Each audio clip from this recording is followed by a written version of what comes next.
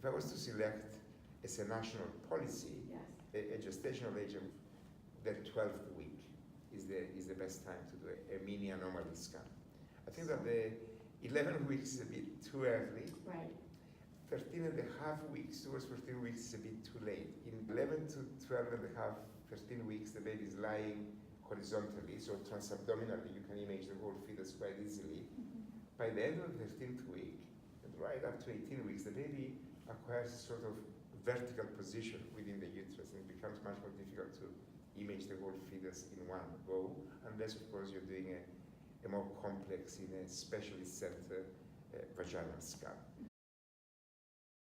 The cfDNA test has now become quite cheap. Right. Insurance companies and governments have accepted it as a universal method of screening. I think women should be coming for a scan at 12 weeks to check whether this is a singleton or a twin pregnancy, whether there is a singleton pregnancy with an embryonic sac, for example, whether the baby has an encephaly, whether it has a major abnormality. So you're seeing the woman for a complete assessment. At the end of the visit, you can do a cfDNA for everybody, and you'll have the results back in 3 days. So this is where cfDNA test is universally applicable for the whole population.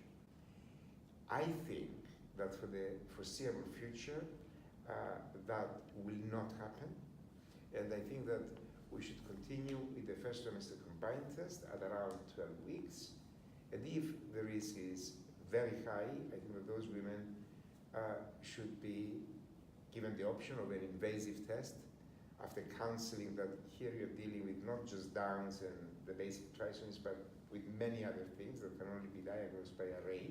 Yes. And then the intermediate risk group, from 1 in 10, let's say, risk, right up to 500, 1,000, 2,000, depending on how expensive the test is. The blood sample is taken at the end of that visit, and then you get the results back in 3 days.